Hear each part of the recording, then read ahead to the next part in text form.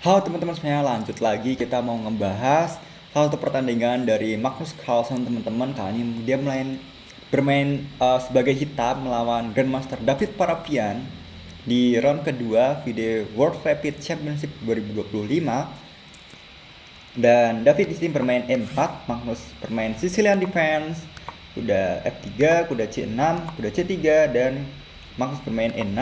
Oke, di sini D4, kemudian pion C makan di D4, kuda makan, menteri ke petak C7. Salah satu variasi di permainan Sicilian yaitu Sicilian variasi Taimanov, gajah ke petak E2.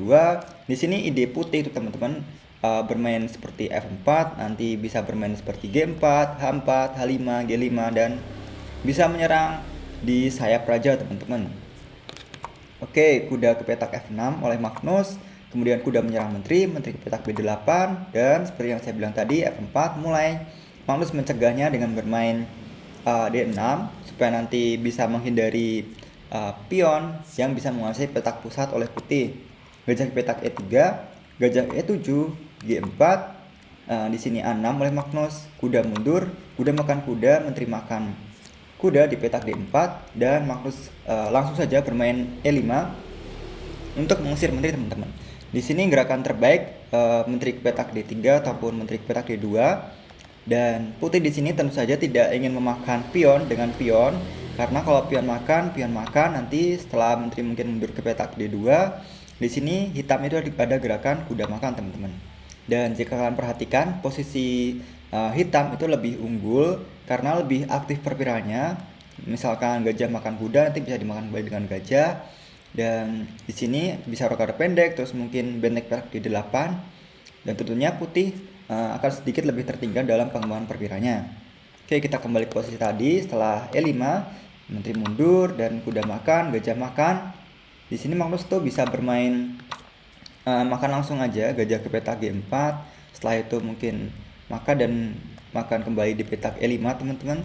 Tapi di sini Magnus lebih memilih untuk memainkan langkah pion makan di petak F4. Itu juga salah satu gerakan yang bagus juga karena dengan tempo kepada gajah. Dan di sini David Parapian itu mempunyai beberapa opsi juga. Gajah makan di petak C8 salah satunya, kemudian gajah makan pion di petak F4, menyerang kembali pion di petak D6. Tapi di sini David lebih memilih untuk mainkan langkah gajah makan di petak C8. Oke, itu fine aja, salah satu opsi juga yang bisa dilakukan. Oke, Magnus sedikit intermezzo dengan mainkan langkah pion makan gajah, dan di sini putih itu bisa makan langsung aja pionnya ataupun intermezzo dengan skak di petak D7, dan putih lebih milih untuk itu. Oke, skak, raja harus makan, menteri makan, salah satu gerakan yang wajib dilakukan oleh putih juga. Dan intermezzo juga oleh Magnus, skak di petak H4, raja naik ke petak E2, kemudian gajah mundur, kuda naik teman-teman di petak D5. Di sini jika kalian perhatikan Magnus itu mempunyai pion sejumlah 6, dan sedangkan David Parapian mempunyai pion sejumlah 5. Jadi Magnus itu unggul satu pion, tetapi perpira-perpira hitam seperti menteri ini teman-teman itu masih sedikit belum aktif dan membutuhkan beberapa langkah lagi untuk mengaktifkan perpiranya. Oke, kuda putih itu cukup aktif di petak D5. Benteng secara tidak langsung menguasai file di E ini teman-teman, dengan ide mungkin suatu saat bisa melakukan discover attack dengan memakan kuda dan menyerang menteri ataupun skak. Oke, kuda skak oleh David Parapian. Raja ke petak C6 teman-teman, cukup berani oleh Magnus Carlsen karena jika kalian perhatikan di sini tidak ada hal yang bisa mengganggu raja hitam ini. Kalaupun pion maju itu masih membutuhkan beberapa langkah lagi dan kita bisa memakannya dengan pion juga. Putih itu membutuhkan salah satu gerakan seperti benteng F1, benteng ke D1, terus nanti kemudian makan atau pengorbanan, dan barulah benteng bisa naik untuk membantu penyerangan di petak C3 nanti ya teman-teman. Oke, setelah raja ke petak C6, putih sedikit melakukan kesalahan dengan memainkan langkah C3. Gerakan yang terbaik di sini adalah benteng ke petak F1 teman-teman, dengan ide seperti tadi. Mungkin suatu saat bisa makan gajah dan bisa menggunakan salah satu bentengnya untuk membantu penyerangan.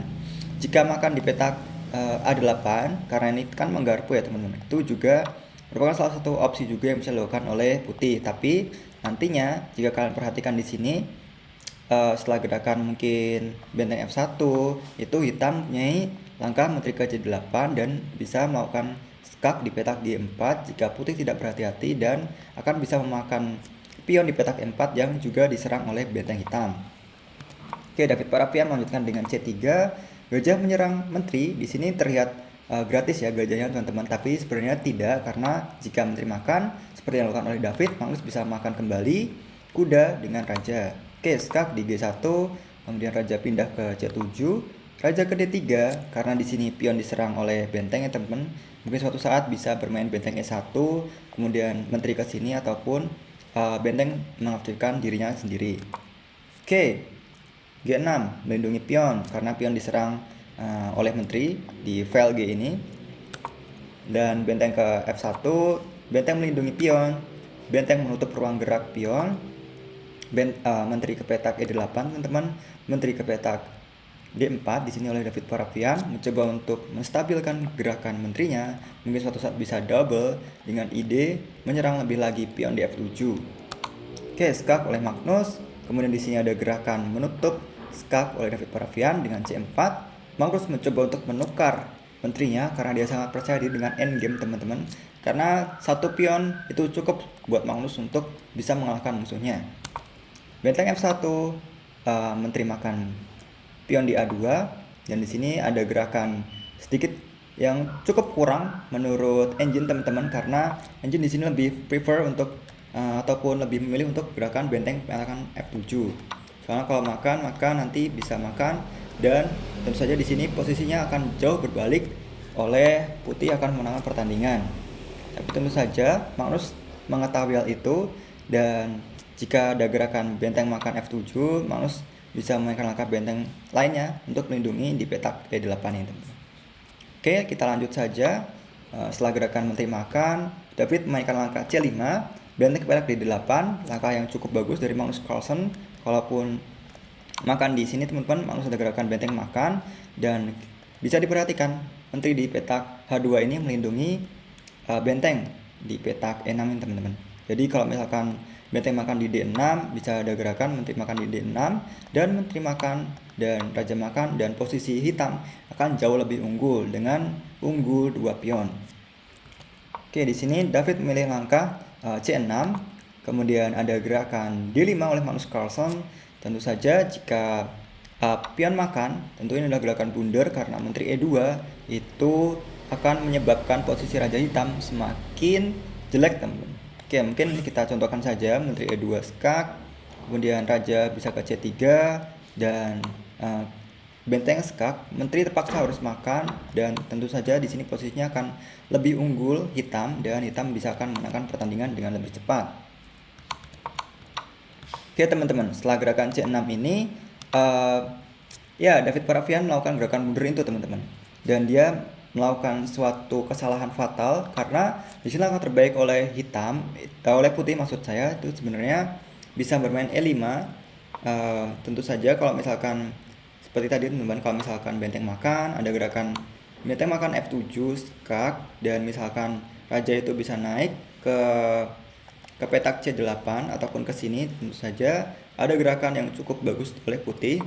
Misalkan ke sini itu bisa skak lebih dahulu oleh putih teman-teman, ataupun kalau di sini engine tuh lebih memilih gerakan menteri ke petak G4 skak, dan setelah raja ke sini nanti ada gerakan lainnya yang cukup bagus, yaitu C7 skak menggarpu benteng teman-teman. Oke, gerakan lain setelah E5 di sini itu menteri ke petak G3 itu skak teman-teman. Langkah terbaik yang bisa dilakukan oleh putih, ataupun menteri makan di E5. Menteri makan E5 ini juga salah satu opsi juga yang bisa dilakukan oleh putih. Selanjutnya setelah menteri makan ada gerakan benteng makan, dan setelah skak kemudian raja ke sini, putih bisa memakan kembali pion di petak A7 ini. Meskipun sedikit lebih jelek posisinya putih, tapi putih masih bisa berharap untuk memenangkan pertandingan, ataupun paling tidak membuat permainan menjadi seri atau draw teman-teman.